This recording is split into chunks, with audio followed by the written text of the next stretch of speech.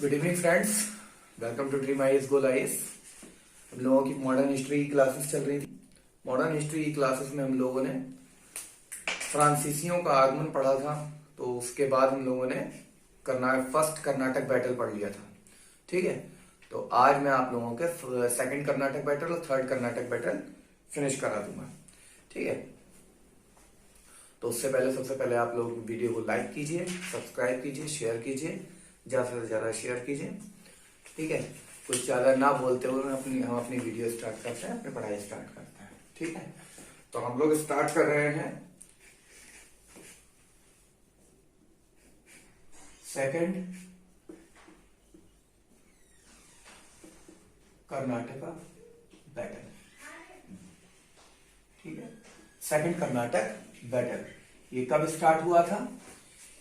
जैसा कि मैंने आप लोगों को बताया था, फर्स्ट कर्नाटक बैटल जो है हमारा स्टार्ट हुआ था 1740 से 1748 तक चला था। अब ये स्टार्ट हुआ था हमारा 1751 से। इसकी जो स्टार्टिंग पॉइंट है वो है 1751 एडी से 1755 एडी तक। ठीक है, 1755 एडी तक चला था। और किससे खत्म हुआ था? जैसा कि मैं आपको बताऊं तो जो फर्स्ट कर्नाटक बैटल था वो हमारा एक्स ला शापेल की संधि जो हुई थी उस पर आकर खत्म हुआ था। और ये वाला जो खत्म होता है ये पांडिचेरी की संधि होती है। पांडिचेरी एक शहर है हमारे देश में। एक्स ला शापेल कहां हुआ था? विदेश में। क्योंकि फर्स्ट कर्नाटक बैटल की जो शुरुआत हुई थी हमारे भारत में, वो शुरुआत हुई थी यूरोप से। क्योंकि यूरोप में उनका उत्तराधिकारी का जो संघर्ष होने लगा था, युद्ध होने लगा था, बैटल होने लगा था, इसीलिए भारत में भी अंग्रेज और फ्रांसीसी लड़ने लगे थे। लेकिन इस युद्ध की, इस लड़ाई की शुरुआत हुई भारत से ही शुरुआत हुई थी। यहीं इंडिया में ही शुरुआत हुई। ये कोई विदेश से इसका लेना देना नहीं था। इसीलिए पांडिचेरी की संधि भारत में ही हुई थी। ठीक है, तो स्टार्टिंग पॉइंट में इसका क्या है? इसमें क्या हुआ था? इसका शुरुआत हुई थी 1748 में। 1748 की बात है। 1748 की बात है। इसकी जो पृष्ठभूमि बनी, इसका जो बैकग्राउंड बना, वो हमारे भारत के ही एरिया से स्टार्ट हुआ। भारत के ही क्षेत्र से स्टार्ट हुआ, एरिया से स्टार्ट हुआ। किससे? हैदराबाद के नवाब जो है और मराठों के बीच में कॉन्फ्लिक्ट पैदा हुए थे। उसी की वजह से लड़ाई झगड़े पैदा हुए थे। लड़ाई झगड़ा देखिए, ये जो स्टार्ट हुआ था 1748 की बात है। 1748 में आसफ जा, 1748 में हैदराबाद आसफ जा जो था, द नवाब ऑफ, ठीक है, the nawab of Hyderabad, the nawab of Hyderabad named, क्या नाम था उसका? आसफ जा निजामुल मुल्क। आसफ जाह निजामुल मुल्क नाम था उसका। उसका देहांत हो गया था। ठीक है, ये डेथ हो गई थी उसकी। The nawab of Hyderabad named Asaf Jah Nizamul Mulk was died. ठीक है, क्या हो गया था? मर गया था। ठीक है, तब क्या हुआ? इसके पुत्रों में, इसके जो पुत्र थे, इसके जो सन थे, his sons got conflicted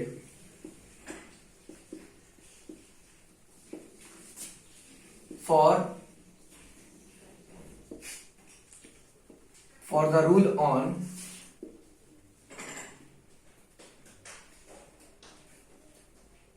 Hyderabad. ठीक है, तो इसके सन जो थे हैदराबाद में, हैदराबाद पर रूल करने के लिए इसके सन के बीच में क्या हो गया था, कॉन्फ्लिक्ट पैदा हो गया था, लड़ाई झगड़े पैदा हो गए थे। कौन कौन थे, उनका नाम क्या था? एक थे नासिर जंग,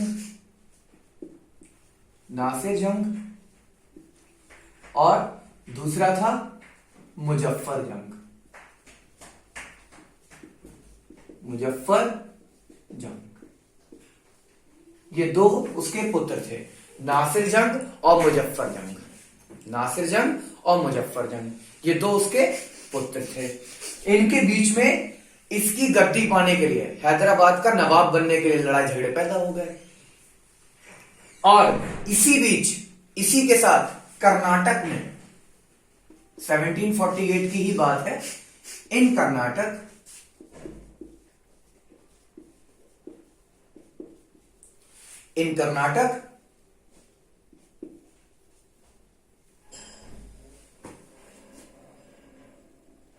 the Nawab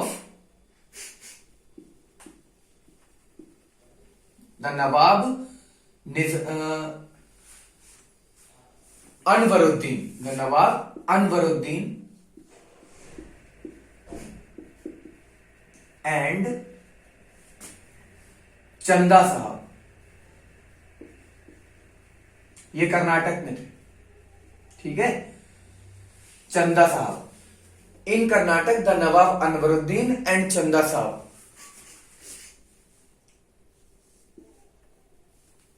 started to fight each other, started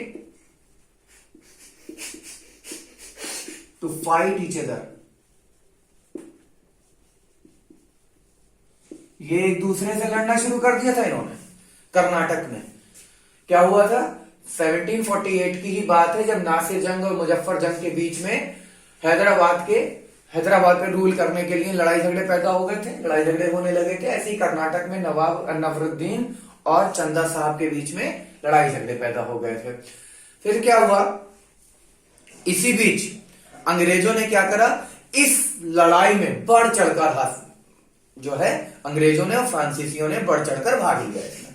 अब आ गए कॉम्पिटिशन, अपना यहां पे पार्टिसिपेट किया इन्होंने आराम से, बहुत अच्छे से पार्टिसिपेट, जैसे कि किसी तरीके की कोई प्रतियोगिता चल रही हो, कोई भी ऐसी कंपटीशन चल रहा हो, उसमें जाके पार्ट कर देना। तो ये इस चीज को ध्यान में रखते थे, कहीं किसी भारत में किसी एरिया में कहीं दो राजा लड़ तो नहीं रहे हैं। जहां इनको पता चलता है दो राजा लड़ रहे होते हैं तो एक दूसरे का साथ देने के लिए पहुंच जाते थे और एक को जता देते थे, उसके थ्रू कई चीजों पर राज करना शुरू कर देते थे। तो क्या किया अंग्रेजों ने और फ्रांसीसियों ने बढ़ चढ़कर इसमें भाग लिया। The Britishers and Francis took part in these fights, in these battles कह सकते हैं, in these battles, इन युद्धों में इन दोनों ने बहुत बढ़ चढ़कर भाग लिया, पार्ट किया इन्होंने, ठीक है। क्या हुआ फिर क्या हुआ, जैसे इन्होंने भाग लिया, ठीक है, 1748 की बात है, अब इन्होंने भाग लेना इसमें शुरू कर दिया। किसने किसका साथ दिया, देखिए ब्रिटिशर्स ने जिसका साथ दिया वो मैं नीचे लिख देता हूं, ब्रिटिशर के साथ, और जो फ्रांसीसी ने जिसका साथ लिया था वो फ्रांसीसी के साथ लिख देता हूं। ब्रिटिशर्स ने किसका साथ दिया, ब्रिटिशर्स ने हैदराबाद में नासिर जंग का,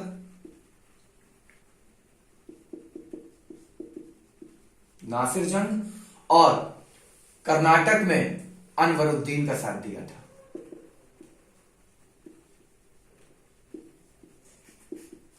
ठीक है, और फ्रांसिस ने किसका साथ दिया था, मुजफ्फर जंग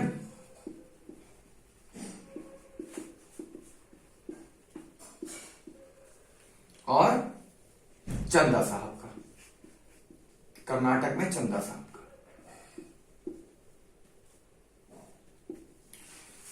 ये दो चीजें हुई थी। ब्रिटिशर्स ने नासिर जंग को और अनवरुद्दीन को साथ दिया था, और फ्रांसीसियों ने किसके साथ दिया था? मुजफ्फर जंग और चंदा साहब का साथ दिया था। ये लड़ाई झगड़े पैदा हो गए थे इनके बीच में। फिर क्या हुआ, और उस टाइम पर जो गवर्नर था वो कौन था? गवर्नर था डुप्ले फ्रांसीसीस का, और ब्रिटिशर्स का गवर्नर कौन था? रॉबर्ट क्लाइव उस टाइम पर गवर्नर था। ठीक है, रॉबर्ट क्लाइव। फिर क्या हुआ, डुप्ले ने क्या किया? डुप्ले ने जैसे ही इन लोगों के साथ मिला, मुजफ्फर जंग और चंदा साहब के साथ, मुजफ्फर जंग और चंदा साहब के साथ जैसे ही मिला, तो इसने क्या किया? अनवरुद्दीन के ऊपर आक्रमण कर दिया, अनवरुद्दीन के ऊपर अटैक कर दिया, इन दोनों के साथ मिलके, चंदा साहब और मुजफ्फर जंग के साथ मिलके अनवरुद्दीन के ऊपर अटैक कर दिया। 3 अगस्त 1749 में, 3 अगस्त 1749 में क्या हुआ था? फ्रांसीसी ने, डुप्ले ने मुजफ्फर जंग और चंदा साहब के साथ मिलकर अनवरुद्दीन पर आक्रमण कर दिया। तो क्या हुआ? अनवरुद्दीन हारा। ठीक है, अनवरुद्दीन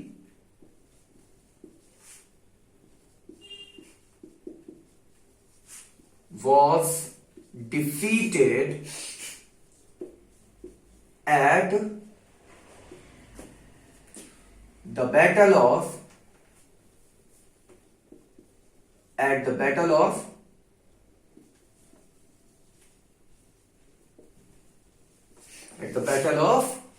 अंबर।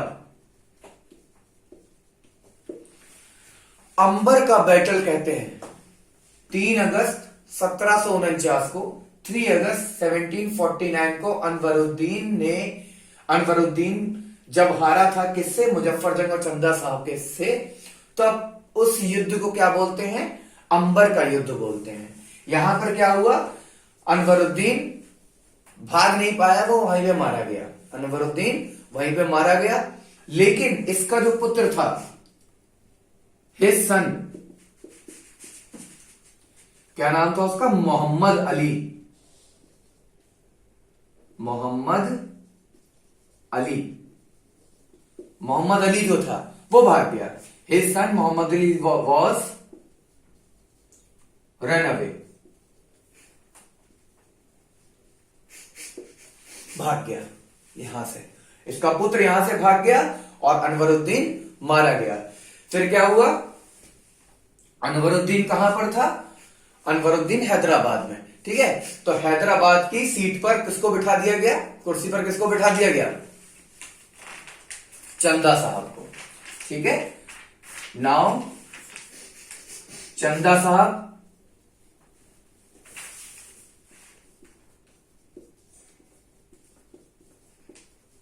became the नवाब। और चंदा साहब जैसे ही नवाब बने तो चंदा साहब ने क्या कर दिया? पांडिचेरी जो इनकी जगह का था, पांडिचेरी जो जहां पर ये रहते थे फ्रांसीसी, उसके आसपास का बहुत बड़ा इलाका इसने गिफ्ट के रूप में उनको दे दिया। जैसे क्योंकि फ्रांसीसियों ने तो जिताया था इसको, अनवरुद्दीन को मार डाला था, फ्रांसीसियों ने इसको जिता दिया, तो इसने खुश होके उनसे पांडिचेरी के पास का बहुत सा एरिया फ्रांसीसियों को दे दिया। अब क्या हुआ? यहां पर जैसे ही चंदा साहब ये बने, अंग्रेजों को भी पता चला भाई, अंग्रेजों को भी पता चला, अंग्रेज भी अब गुस्से में आ गए। अब क्लाइव ने क्या किया? क्लाइव ने नासिर जंग को भड़काया कि अब तुम्हें क्या करना चाहिए? तुमको आक्रमण कर देना चाहिए, अटैक कर देना चाहिए और जीत लेना चाहिए इससे, मुजफ्फर जंग से सब कुछ हरा दो मुजफ्फर जंग को। क्लाइव क्या हुआ? 1750 की बात है, सॉरी हाँ 1750 की बात है। 1750 में नासिर जंग क्या था? क्लाइव के साथ मिलकर कहा गया मुजफ्फर जंग के पास, मुजफ्फर जंग से लड़ने के लिए गया और मुजफ्फर जंग को बंदी बना लिया, मुजफ्फर जंग को बंदी बना लिया। फिर डुप्ले ने यहां पे फिर अपनी एक नीति खेली। डुप्ले ने क्या करा, नासिर जंग की जो सेना थी उसको पहला फुसला के पैसा वैसा दे के अपने में शामिल कर लिया। अब क्या हुआ, नासिर जंग को वहीं पर क्या बना लिया गया, बंदी बना लिया गया। नासिर जंग को बंदी बना के खत्म कर दिया गया, मार दिया गया। नासिर जंग निकल लिए, नासिर जंग मर गए वहीं पे। क्या करा गया, कर्नाटक यहां का नवाब किसको बना दिया गया, मुजफ्फर जंग को। लेकिन मुजफ्फर जंग जैसे ही इस गद्दी पे बैठा, गद्दी पे जैसे ही बैठा वैसे इसकी हत्या कर दी गई। अगले ही दिन इसकी हत्या कर दी गई। फिर क्या हुआ, किसने की, अंग्रेजों ने मार डाला। अंग्रेजों ने मुजफ्फर जंग को मार डाला। फिर क्या हुआ, लास्ट में एट लास्ट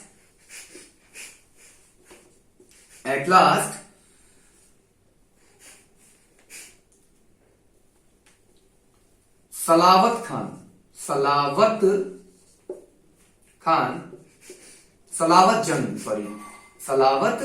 जंग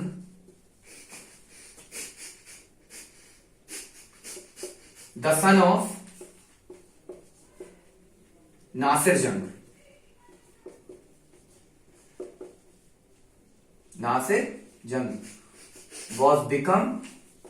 became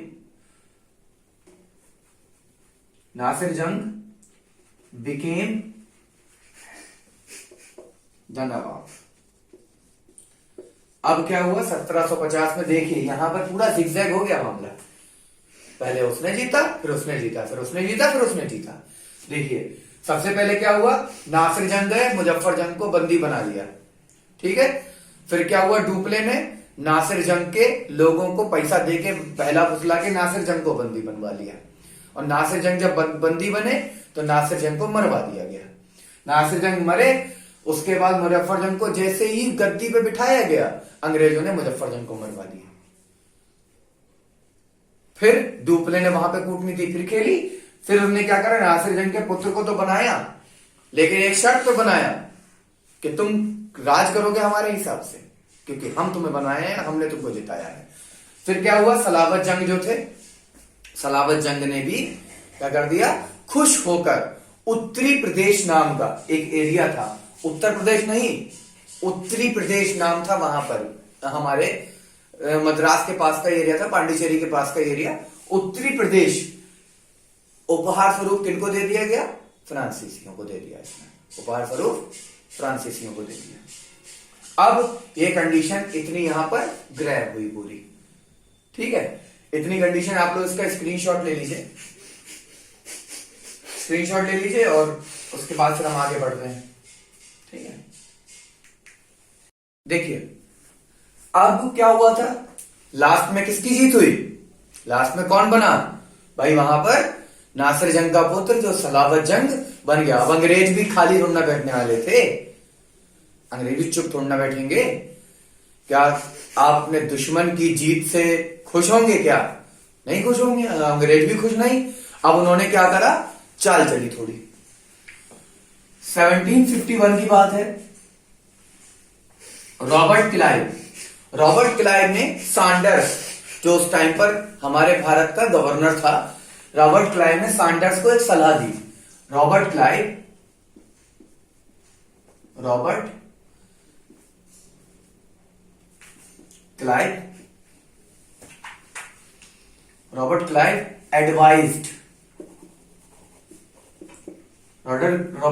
advised to Sanders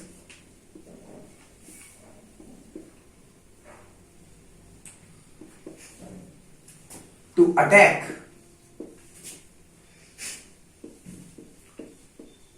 on the capital of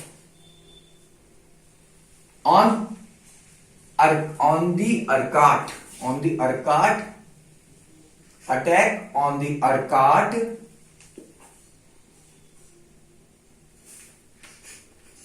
the capital of Karnataka. ठीक है, रॉबर्ट क्लाइव ने एडवाइस किया सैंडर्स को अर्काट पर, कर्नाटक की जो कैपिटल थी अर्काट पर अटैक करने का और जाकर उसको जीत लेने का। तो सैंडर्स ने ऐसा ही किया, अर्काट पर अटैक किया और उसको जीत लिया। ये कहानी पहुंची चंदा साहब के पास। ये जो सूचना थी ये चंदा साहब के पास पहुंची। चंदा साहब ने तुरंत अपने पुत्र की एक सेना तैयार की, सन की एक सेना तैयार की। क्या नाम था उसका? Raza Khan. Raza Khan took his army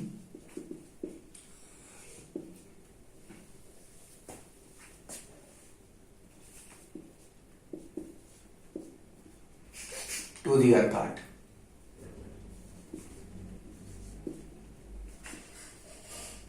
ठीक है, अब अर्काट में क्या हुआ? रजा खान पहुंचे, उन्होंने घेराबंदी लगा ली, चारों तरफ से घेर लिया, लेकिन मजबूरी बश जैसे तैसे अंग्रेज ने एक और सेना मंगा ली। अंग्रेज ने लॉ नाम का एक आदमी था, उससे और सेना मंगवा ली अंग्रेजों ने। अंग्रेज क्या थे? चारों तरफ फैले हुए थे। देखिए इस बीच में आपको मैं बता दूं, 1751 की बात है। इस टाइम पे ये बंगाल में भी अधिकार करने की सोच रहे थे। बंगाल पे जो आपने बक्सर और प्लासी का युद्ध, इसके बाद आप जब पढ़ोगे बक्सर और प्लासी का युद्ध, वो भी चल रहा था, उसका भी रीजन चल रहा था। ऐसा नहीं है कि अंग्रेज एक ही जगह पे थे, कई जगह फैले हुए थे। बंगाल में अलग लड़ रहे थे, मद्रास में अलग लड़ रहे थे, बॉम्बे में अलग लड़ रहे थे। तो अंग्रेज अलग अलग जगह लड़ रहे थे। ठीक है, यहां मद्रास और पांडिचेरी के एरिया में फ्रांसीसियों से लड़ रहे थे और बंगाल में सिराजुद्दौला से लड़ रहे थे। ठीक है, तो Raza Khan took his army to the Arcot, लेकिन ये मजबूरी बच इसको वापस लौटना पड़ा। अंग्रेजों ने इसको वापस लौटा दिया और चंदा साहब को पकड़ा गया, चंदा साहब को मार दिया गया। चंदा साहब मर लिए। ठीक है, फिर 1752 की बात है, 1752 की। 1752 में अंग्रेजों ने एक और सेना भेजी और त्रिचनापल्ली, ठीक है, त्रिचनापल्ली में मैं लिख देता हूं, यहां पर बता देता हूं आप लोगों को। अंग्रेजों ने अपनी एक सेना, रॉबर्ट क्लाइव ने, क्योंकि ये जीत लिया था भाई, यहां पे चंदा साहब को हरा दिया था, तो ये इन्होंने अपने कदम आगे बढ़ाए। 1752 में इन्होंने क्या किया? गए त्रिचनापल्ली में इन्होंने अपना बेड़ा लगाया और वहां पे त्रिचनापल्ली को जीतना शुरू करा। ठीक है, लेकिन क्या हुआ? डुप्ले भी वहां पर लेकर अपनी सेना को पहुंच गया। इनमें खूब लड़ाई झगड़ा हुआ। त्रिचनापल्ली जो था वो पूरी तरीके से क्या हुआ? एक युद्ध का एरिया बन गया, पूरा एक युद्ध का एरिया बन गया। जब ये दोनों एक दूसरे से लड़ रहे थे, बहुत अच्छे से, बहुत खतरनाक लड़ाई इन लोगों की हो रही थी, तब क्या हुआ था? तब ये जो आर्मी थी, आर्मी यहां पर इकट्ठी हुई और यहां पे लड़ाई झगड़े खूब इनके बढ़ते चले गए। फिर लास्ट में क्या हुआ? फ्रांसीसियों की हार हुई यहां पर। लेकिन इस कंडीशन में भी डुप्ले ने जो था वो धैर्य नहीं छोड़ा, डरा नहीं वो। उसने क्या किया? फिर से त्रिचनापल्ली का घेरा लगा लिया। डुप्ले ने दोबारा से 1753 में क्या किया? त्रिचनापल्ली में घेरा लगा लिया। Dupleix just make some peoples, some army and take around to the Trichinopoly. तो त्रिचनापल्ली के चारों तरफ वो इकट्ठा हो गया अपनी आर्मी को लेकर। लेकिन क्या हुआ? इसी बीच क्या हुआ? अब मैंने जैसे आप लोगों को पिछले बारे में, जब कर्नाटक का प्रथम युद्ध मैंने आप लोगों को पढ़ाया था, तो उसमें बताया था कि ये जो फ्रांसीसी कंपनी थी, ये गवर्नमेंट कंपनी थी। कैसी कंपनी थी? Government company. अब क्या हुआ? फ्रांसीसी जो थे, जो फ्रांस में राजा बैठे हुए थे, फ्रांसीसी जो गवर्नमेंट थी, वो डुप्ले की लगातार लड़ाई झगड़े की जो प्रवृत्ति थी, तरीका था, उससे तंग आ गए थे। इन्होंने क्या किया? इसको वापस बुला लिया कि भैया तुम एक काम करो, तुम चले आओ, वापस आ जाओ। अब क्या हुआ? 1753 की बात है। 1754 में जब इनको वापस बुला लिया गया। किसको? डुप्ले को। डुप्ले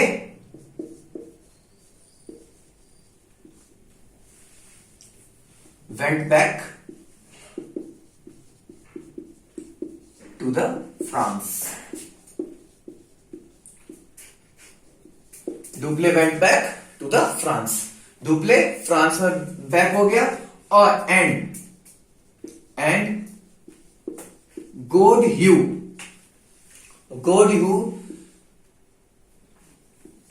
became the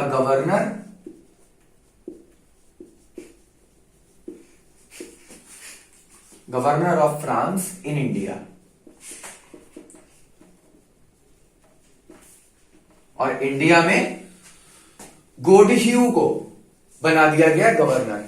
अब ये गोडह्यू जो था ये बहुत कम सोच रखने वाला था, ये ज्यादा दूर की नहीं सोच पाता था, ये बहुत दूर की सोचता था।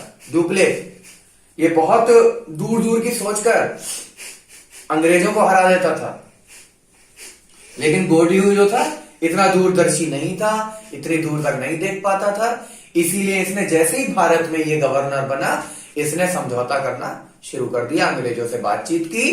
1754 में इसने बातचीत की अंग्रेजों से। फिर क्या हुआ? 1755 की बात है। इन 1755 AD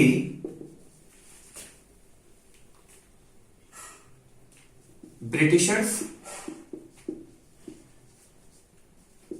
and Francis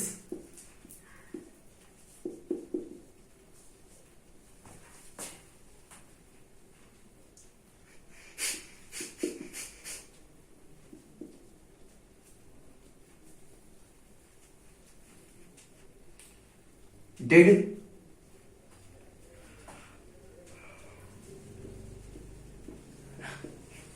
देखिए इन्होंने क्या किया था, ब्रिटिशर्स और फ्रांसीसी ने पांडिचेरी की संधि कर ली थी। ठीक है, इन्होंने कॉपरेशन कर लिया था किस चीज के बीच में? पांडिचेरी का। Cooperation of Pondicherry.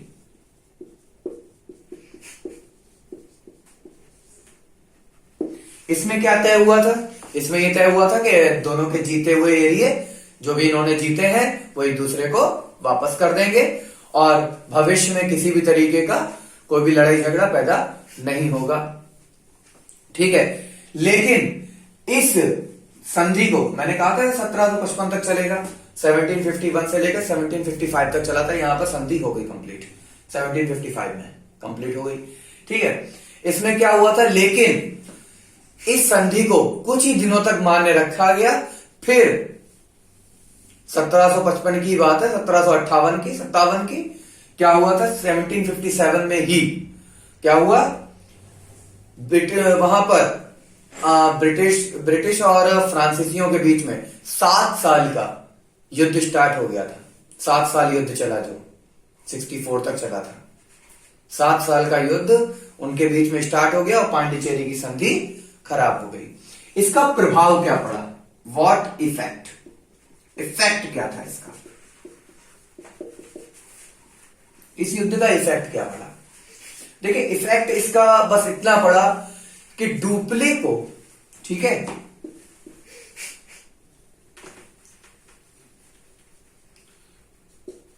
Francis became weak. Francis became weak when Duplé returned back. Francis became weak when Duplé returned back. जब डुप्ले वापस लौट गया, फ्रांसिस वीक बन गए एंड रॉबर्ट क्लाइव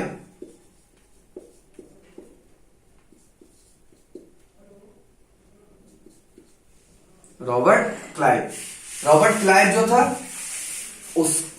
उसकी जो खुशी थी वो बढ़ गई, ठीक है, उसकी स्ट्रांगनेस की पावर इंक्रीज हो गई। The Robert Clive increased his power.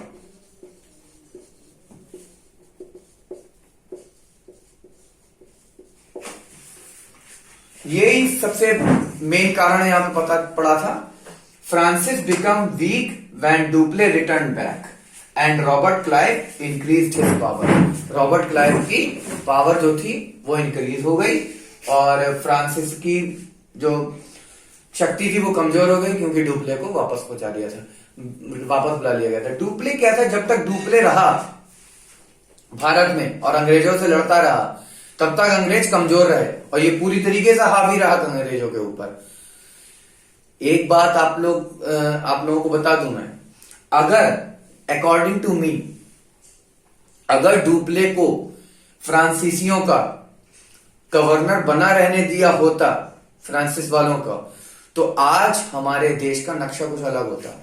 क्यों? क्योंकि फ्रांसीसी हमारे देश में राज कर रहे होते, ना कि अंग्रेज। फ्रांसीसी हमारे देश में राज कर रहे होते, ना कि अंग्रेज। फिर क्या हुआ? फिर इनके बीच में लास्ट में क्या हुआ? पांडिचेरी की संधि तो खत्म ही हो गई थी 1757 से। फिर 7 वर्ष का युद्ध स्टार्ट हो गया था, तृतीय कर्नाटक युद्ध का परचम लहरा गया था। दोबारा फिर से तीसरा युद्ध स्टार्ट हुआ था। अब तीसरे युद्ध की बात हम लोग नेक्स्ट क्लास में करेंगे। आज के लिए इतना ही। तो गाइस, अगर आपको ये क्लास अच्छी लगती है, आप लोग यहाँ पर स्क्रीनशॉट ले सकते हैं, ठीक है। स्क्रीनशॉट के लिए मैंने थोड़ी जगह छोड़ दिया, स्क्रीनशॉट ले लीजिए इसकी, ठीक है।